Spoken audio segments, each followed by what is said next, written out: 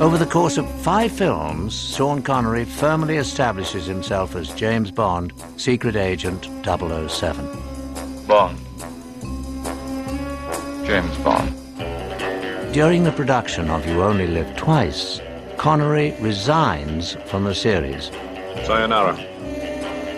Producers Albert R. Broccoli and Harry Saltzman are now faced with a formidable challenge. Who will fill James Bond's shoulder holster?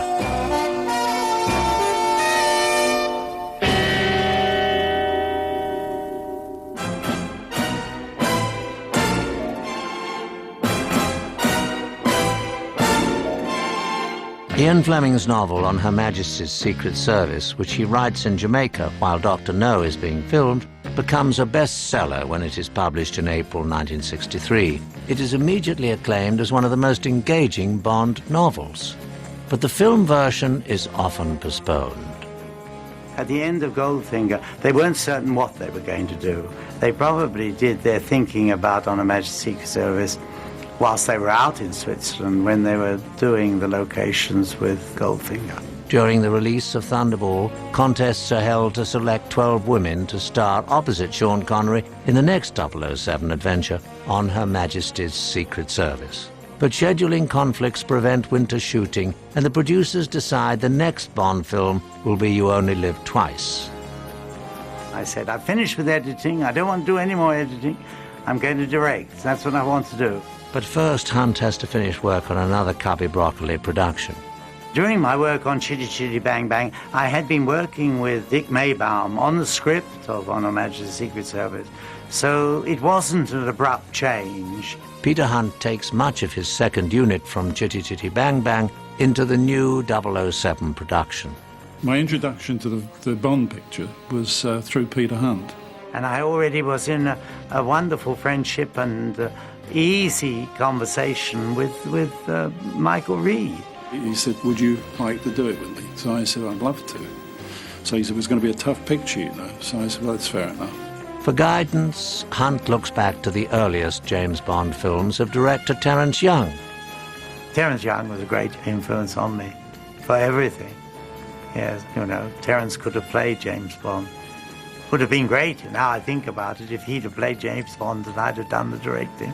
That would have been terrific if he could have only been the James Bond in On Her Majesty's Secret Service. Feeling that gadgets have too large a role in the Bond films, Peter Hunt decides to keep the script close to Ian Fleming's novel. The whole idea was we're going to go away from the gadgets and get on more into the personality of the actors. The book of On Her Majesty's Secret Service was a great story, and it was a Fleming James Bond book. And so we didn't have to deviate. I didn't want to deviate. I didn't want to put gimmicks and tricks in it to make it. It didn't need making better. It was there. It was all there. Going back to a more realistic style means getting away from lavish sets and high-key cinematography. So he said, I want to shoot this as real as we can make it. He said, I don't want it to look as though it'd been shot in a studio. So I said, fine. Meanwhile, the search continues for a location to match Ian Fleming's description of Blofeld's mountaintop hideout. German production manager mentioned that there was this place in Mürren called Schildhorn. The great thing about On Her Majesty's was the finding the Bis Gloria, finding the identical that Fleming had written in the book. The Schildhorn location is almost perfect, but requires the installation of a 2,000-amp generator and the building of a helipad. But finding the spectacular location doesn't solve the filmmaker's biggest problem. The producers need a new 007. I tested and tested and interviewed I don't know how many hundred. And we went through a whole range of discussions saying, what would the new Bond look like? Should we make him a modern Bond? And it was agreed by practically everybody in the end that no, what we wanted was another Sean Connery. And then a television commercial catches Peter Hunt's attention. We'd all seen this guy in a Fry commercial, and he certainly did look very good, handsome, and more the style of what we were looking for. 28-year-old George Lazenby, a former car salesman from Australia who has become a male model in England, soon receives a fateful phone call from agent Maggie Abbott. I got a phone call in Paris from Maggie saying, "You got to come over to London. I think that you're ideal for this role that they can't fill." And I said, "What's the role?" And she said, "I think you'd be right for James Bond." And I said, "Why's that?" She said, "Just your arrogance." Lazenby contacts Anthony Sinclair, who had tailored Connery's suits for previous 007 films. And I said, "I want a suit like Sean Connery." And they said, "Well, it'll take about 6 weeks. But I got one here that they didn't pick up, they don't want. If you like that, I'll sell it to you." And I got longer arms by about this much than him, because all they did was put the sleeves down. "Bob's your uncle," I got his suit. And then I went to his barber, Kurt the barber, at the Dorchester Hotel. And I said, "Give me a haircut like Sean Connery." And meanwhile, Cubby Broccoli's in the chair right behind me, because they all used that barber. Someone said later that Cubby said, "This guy'd make a good James Bond, but he looks like a successful businessman." And that was how the story started, that Cubby discovered me in a barber shop. But Lazenby still has to get past formidable opposition. The receptionist at Eon Productions. I was sort of hanging out outside in the footpath, walking up and down. And as soon as she bent down behind the desk, I went shooing up the stairs to where the casting was. And she's going, "Wait, hey, come back here." But it was too late. I was already up the stairs and leaning on the door saying, "I heard you're looking for James Bond."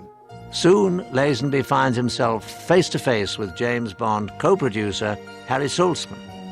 Harry had his feet up in the desk, no shoes on, leaning back, talking on the phone. He kind of pointed at the chair like this, "Sit down."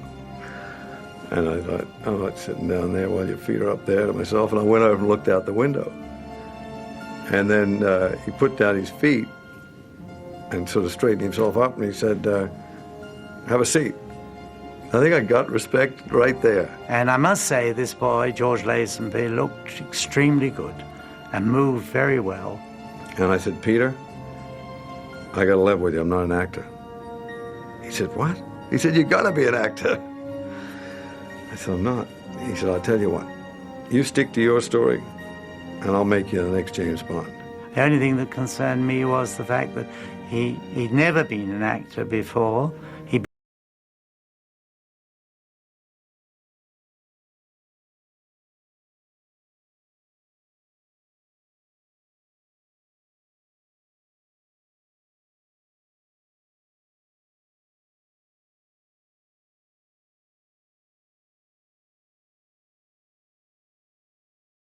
Swagger, walk like Prince Philip.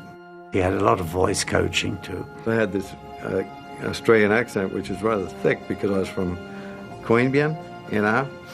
I was right out the back of Australia. And Harry used to say, "How the hell's anyone going to understand him?" He said, "I can't." You know? By now we'd cast Diana Rigg, and she had met him, and all that had gone very well. This was a mammoth production, I mean an epic. And I've never done an epic before.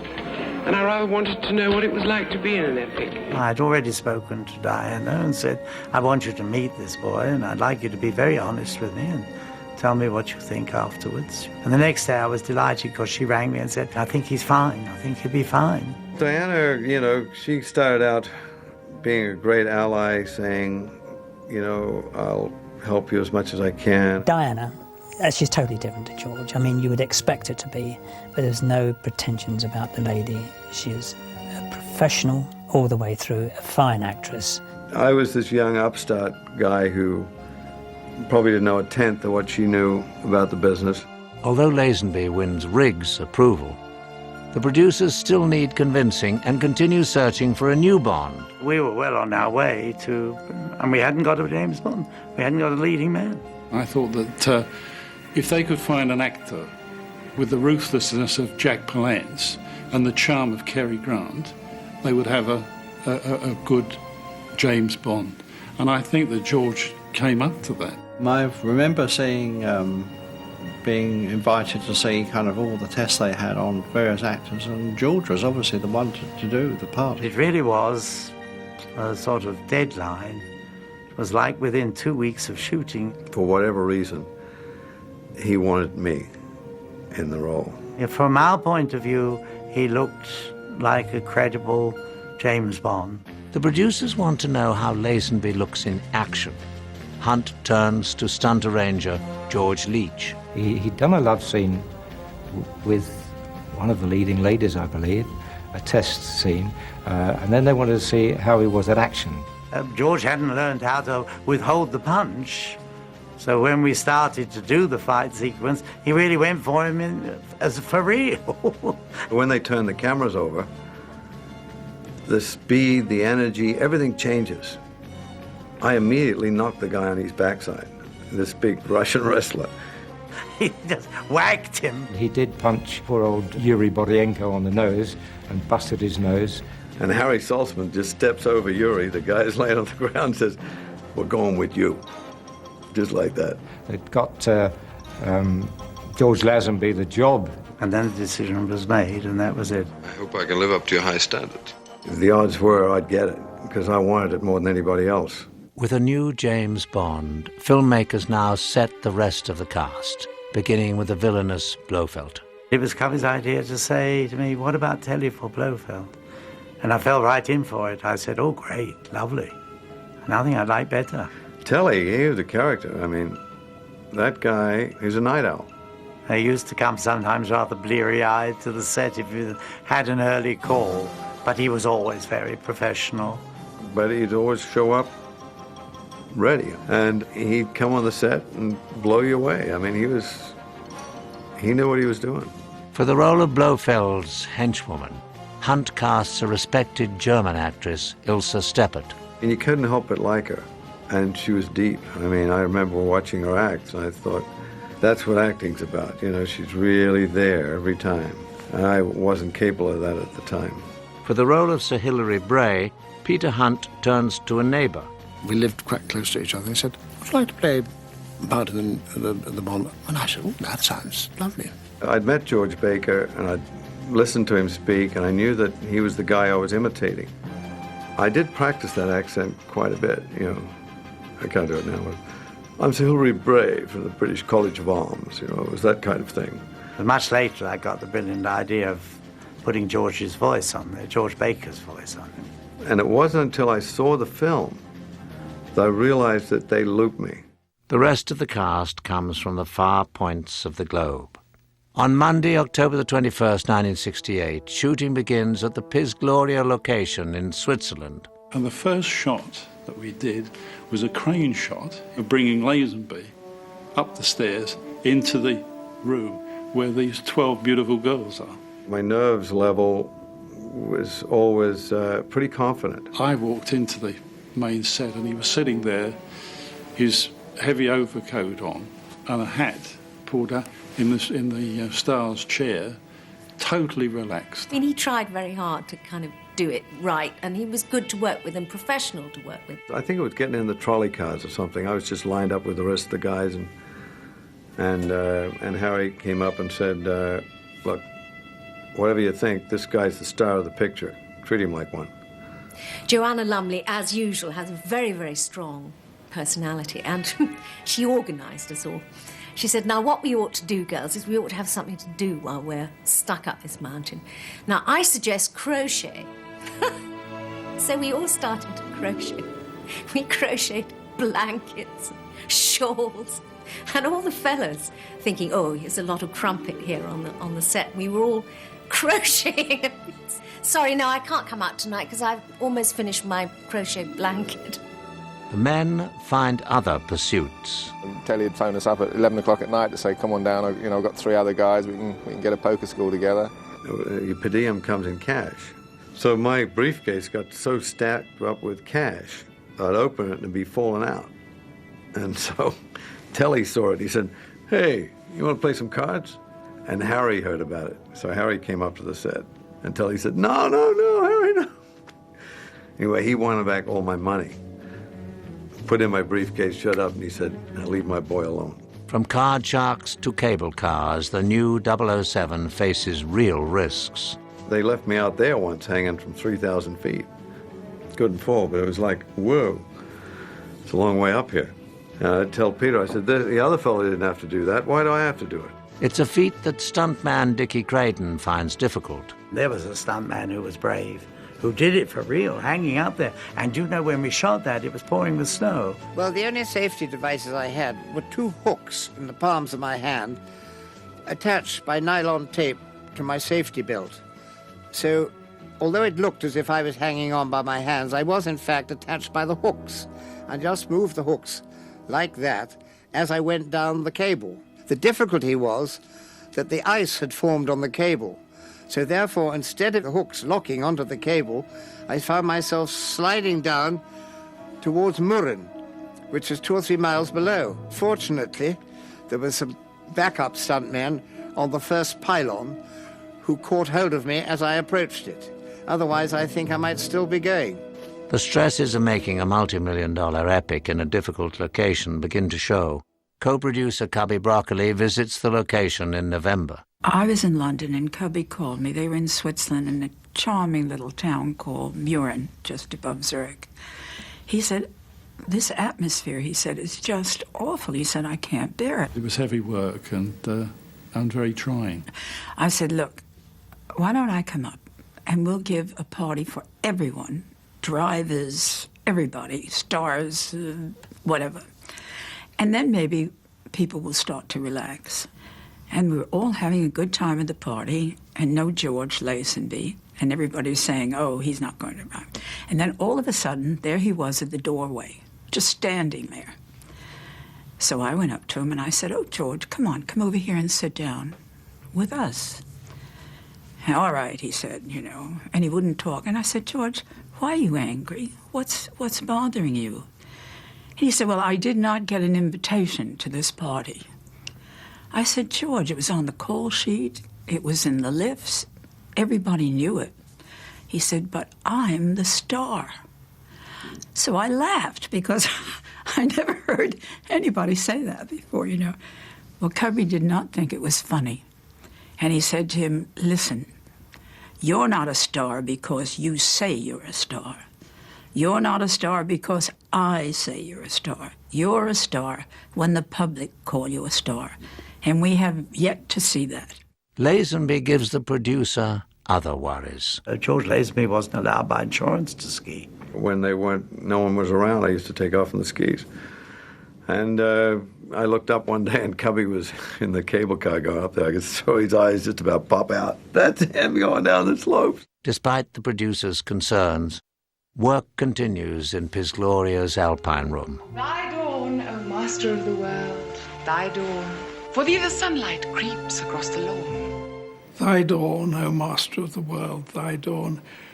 It's by James Elroy Flecker. For thee the markets throng with myriad slaves. He did the scenes for me between Telly Savalas and Diana Rigg, you know, to make the dialogue a little bit sharper and a little better and a little more intellectual. While the main unit deals with intellectual scenes, the second unit hits the slopes.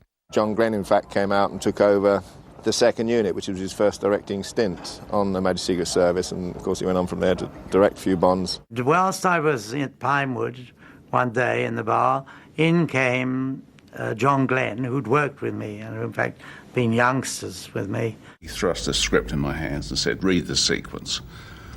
And I read it and he said, would you like to direct it? I said, lead me to it. You know, this is the most wonderful opportunity. He was just like a schoolboy when I first met him. I mean, he was so enthusiastic. He wanted to film everything. I just kept shooting, you know, I'm just, never stopped. We'd say, well, you can't do that. And he'd say, but why? Why? It's there. If it's in front of you, you can shoot it. Even when the weather was foul, I was doing inserts and things. You know, you're an editor. You should realize about it matching. Oh, he said, I'll make it match. I'll make it match. Shooting a Bond film has requirements far above the norm. So a call goes out to one of the world's foremost skiers. I got a phone call from Cubby Broccoli asking me if I was interested in working with the Bond people. I was supposed to go for 3 weeks and I was staying for 3 months then, so it was a great adventure. When I first saw his material, at the very end of the rushes, this material came up, which was all handheld. The most exciting skiing material with the guy skiing, following skiers through trees, and one guy, in fact, leaping up in a tree. Skiing is my profession, or was my profession as an Olympic skier, and I didn't have too much problems with, actually skiing with a camera.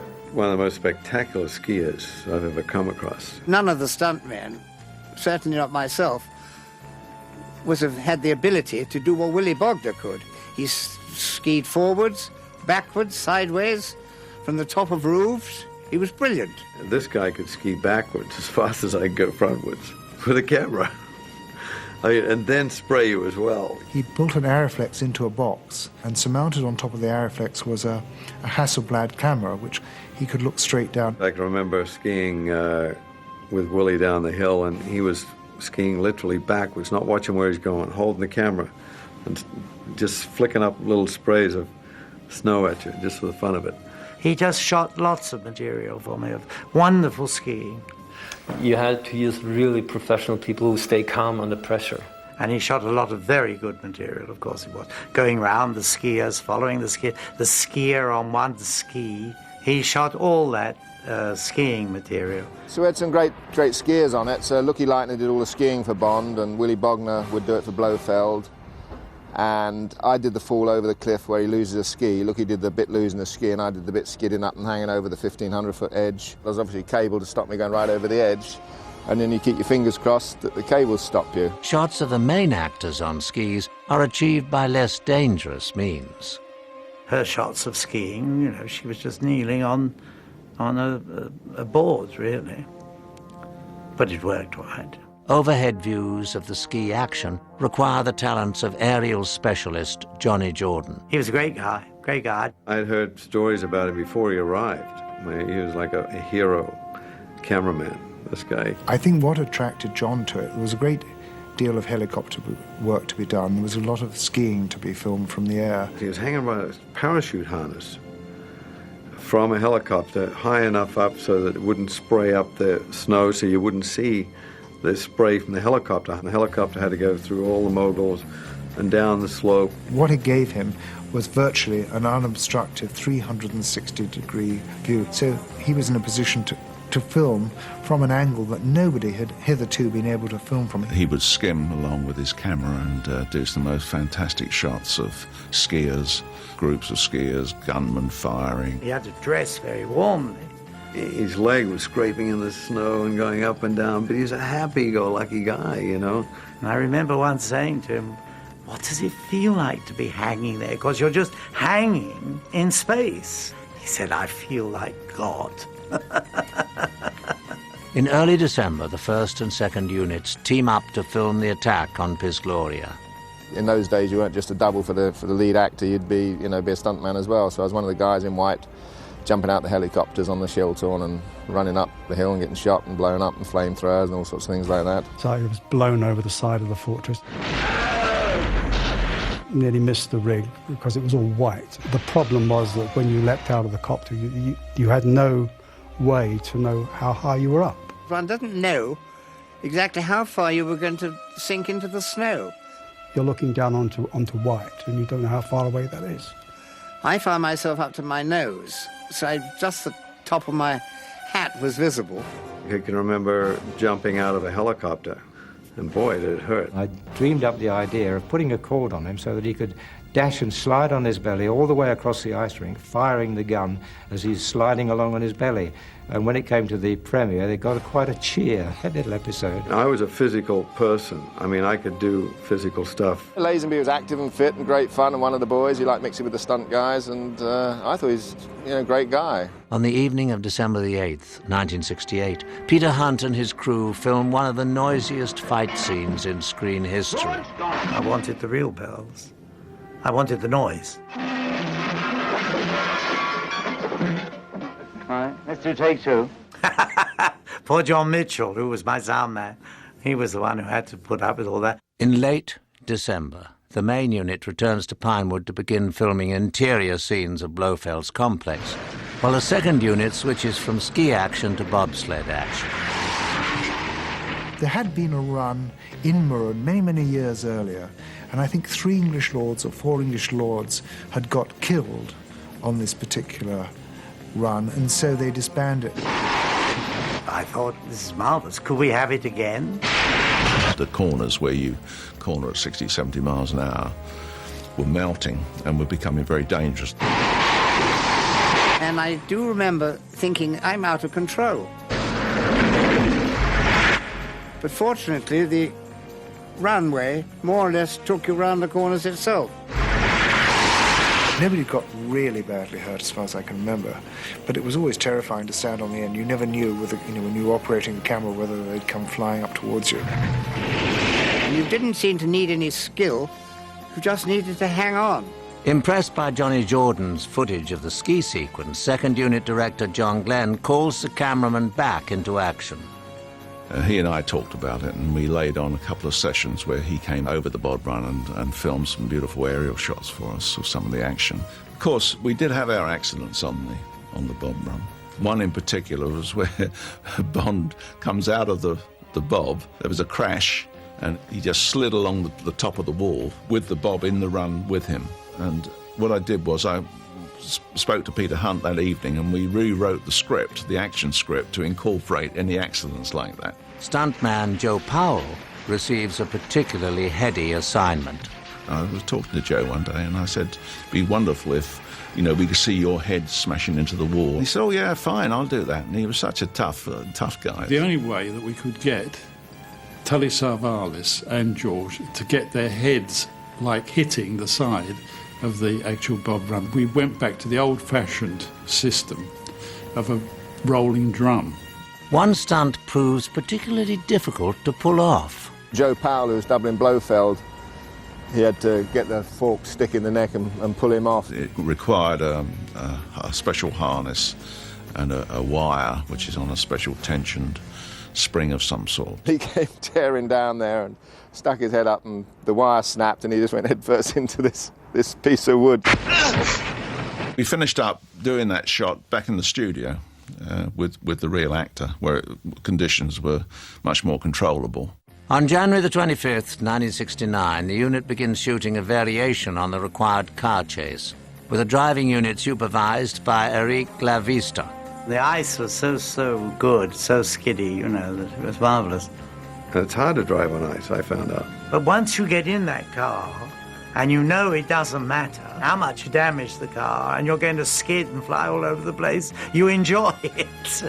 It's wonderful. But I turned right before the corner and just end-out over the bed. And Peter came and put a stop to that. Diana Rigg, against insurance, I think, or whatever, drove most of the car herself. I got one of the conventional shots and turned it upside down so it looked as though he was travelling on the roof. Just a simple editing trick, but it got a good laugh in the cinema. In mid-March, the filmmakers shoot yet another breathtaking scene. I was determined that there would be an avalanche. I set out with a small crew, and we went to this uninhabited pass, and we had a helicopter dropping bombs on the high mountains all around us. And we dropped these 3 bombs, and what happened was unbelievable. Well, it's in the film, you see it in the film, but it was like a huge avalanche. It was stretched 2 miles wide. It was coming down towards us, and I could see this snow and rocks and everything tumbling off of all the ledges, 2 miles wide right in front of us. It hit the ground and then burst up and went over the top of us, and all our coats, anything that was loose that was lying around, was just blown away. The long shot you got is just a long shot of the avalanche. The 2 people in it skiing down, representing Diana Rigg and George Lazenby, were put in there by my lovely friend Cliff Gully. Peter needed extra shots of the snow coming down, which was all salt, with model trees, and then we optically printed that over the 2 skiers which they'd shot in Switzerland. On Friday, March the 21st, 1969, on the A stage at Pinewood Studios, Hunt directs a scene that Bond fans thought they'd never see. 007 proposing marriage. You've come from all that action and what have you, and you want to go a moment's breath, as it were, which gives them the opportunity to look at one another and become emotionally involved. In the script, it was the idea that she would propose to him, but I didn't like that idea.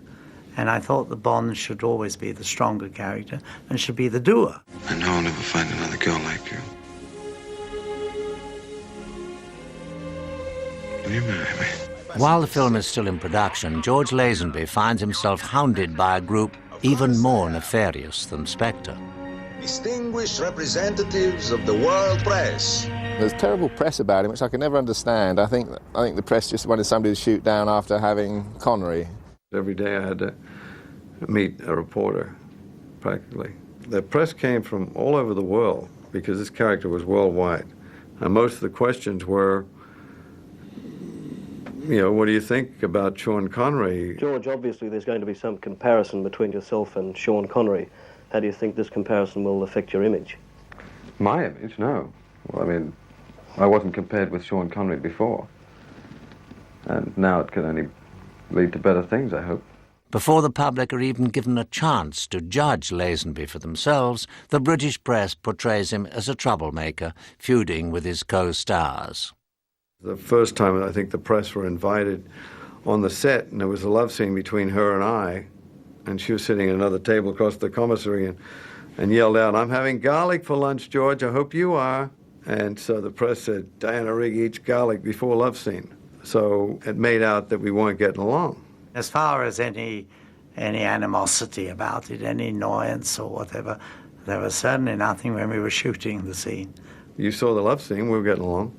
Once or twice, there were certain bits of temperament that got in the way, but they weren't lasting. At the end of the day, we were buddies, They were obviously after him, as they usually are, to get some exciting stories. I look back at some of the interviews I did and some of the things I said, and I can see how much growing up I needed to do before I did that role. Filming goes on despite the controversies. At the end of April, the first unit moves to Portugal and the spectacular Wienhouse estate. We were going to have Tracy and Bond's wedding at a place called Zambujar, it's just beyond Setúbal. It's a vast estate, wonderfully feudal system they still have. I mean, people work, live, die, go to school on that estate. It was a great location. Wonderful family, lovely family. They were in the film, the two boys and the girl were part of my crowd. And then I had that great idea, too, on the spur of the moment, of Bond throwing her the hat, which I thought was just a nice touch to finish it with her crying at the wedding. I said it to the set dresser. If you ask Peter Lamont, I kept saying to him, I want flowers. Peter said, I want flowers, flowers, flowers. I said to him, a flower wedding, Peter. I've never ever seen so many flowers in my life. I remember Peter said, how about decorating the car? The Portuguese crowd that we had, as far as they were concerned, it was a real wedding. And it was a good atmosphere. But the location proves trying for Bernard Lee. I felt terrible one day. I nearly ran him down with a horse. He wanted to show off his horsemanship. They were like sports cars, these ponies that were made for being in bull rings. You could turn them on a sixpence, and they go back the other way. And I was kind of chasing Bernard around this horse. And he ran into some roses and scratched his leg, and I felt so bad. He came back, humble pie and all the rest of it. And we got on with the filming, but it was never forgotten. I mean, certainly Cubby didn't forget it. Filming continues in Portugal on May the 13th with the pre-credits fight. I can remember sending George off with the stunt guy to practice the fight, and they were doing it very nicely all on that sand. And I said, no, get in the water. You've got to be fighting in the water. And George Lazenby said, it's cold. I said, I can't help that. Too bad. Get in the water. Because I knew that all the splashing and all that would make it much more dramatic. We didn't know how to introduce this guy. We took elaborate means of opening a sequence with introducing him and all that sort of thing. So in the end, we said, what's the point? Just let's get on with it. My name's Bond, James Bond. And I remember most about that scene was Peter Hunt saying, say that line that you've been saying most of the movie. This never happened to the other fella. That was perfect. As always, you sometimes worry so much about things that you just throw away. And it was a way of breaking the ice, of changing from one guy to the other. It worked, and it got a tremendous applause from the audience. Another pivotal scene is intended to provoke just the opposite reaction from viewers. When I read the book, I cried at the end of the book. And I had the book with me, I would make him sit and wait and get a bit nervous in order to make him a bit nervous for a scene. And then I read that end scene in the book and got that emotion going again. I wanted him to feel nervous and uptight, so that at the end, when she's shot, he really is emotionally involved. The first take we took, I thought he was going to use it, but I brought a tear down my cheek here. And he was emotionally involved, and he played it so extremely well. I was really feeling it in the first one. There was one where he cried less. He said, okay, let's do one without the tear. James Bond doesn't cry. There's no hurry, you see. We have all the time in the world. I was a little uncertain about the tears in his eyes, but he did them marvelously. But I had that scene down. I knew it was important. Thinking ahead, Peter Hunt hedges his bets. I shot the film in such a way that there was a perfect ending after the marriage, after the wedding. I go right up on a crane as they drive off. And then you could have started the next James Bond film with them driving in their honeymoon, stopping and taking the flowers off, and her getting shot. And then the titles. And then you could have gone on. That was dramatically how it should have been. It would have worked beautifully well. Whereas ads for You Only Live Twice loudly proclaimed Sean Connery is James Bond, ads for On Her Majesty's Secret Service downplay the fact that another actor is playing the leading role. There were a number of things that worried everyone about that. It was this. The first was, of course, the lack of Sean Connery as being James Bond. And the unknown, Mr. Lazenby from Australia. There certainly were concerns that Sean wasn't in the movie anymore. Despite concerns, no one is quite prepared when George Lazenby's advisor, Ronan O'Reilly, makes an announcement to the press. Ronan announced to the world, it wasn't me, that I wasn't going to do another Bond picture. Resignation from what? Her Majesty's Secret Service. Harry Saltzman was interviewed and said it was the first time we've heard of it. And then they turned it around that they let me go. Request granted. I didn't feel that James Bond was going to go on anymore anyway. I mean, with Easy Rider and all that stuff going on, I thought, well, this guy in a suit with short hair is not going to make it. I should have done two. Yeah, there's no doubt about it. And if I had done two, then who knows what would have happened. I would have probably said to myself, hey, I'm James Bond now, what can I do? And gone on for 7. After his premiere on December the 18th, 1969, On Her Majesty's Secret Service set several box office records. Didn't lose any money. Made money for United Artists and for Harry and Cubby and everybody else concerned, and we carried on work. It was one of the few pictures that took a long time just to earn its money back. But we were obviously never going to use George again. The fact is, the film didn't do as well, and we had to blame somebody, so we fired the star. That doesn't make us right. We have to find something else to do. Cubby told me, he said, if you'd have stuck with it, you probably would have been the best James Bond. The tempo was great. George, I thought, was fantastic. I thought George Lazenby was quite good. I thought he gave a very good performance as Bond. If you look at that movie, it's a brilliant movie. The picture is regarded by many as being one of the best Bond films. He should have gone on and done the other Bonds. He would have made a very credible Bond and been very good indeed. Despite all the controversies before, during and after the filming, Peter Hunt proves that he has what it takes to make an epic James Bond adventure. I was intent of making the best James Bond film of all. He made me what I am on the film, Peter. If, it wasn't for him, I wouldn't look as good. Who's James Bond? It's not Sean Connery, it's not Roger Moore, it's not any of the others. It's James Bond. And he was James Bond.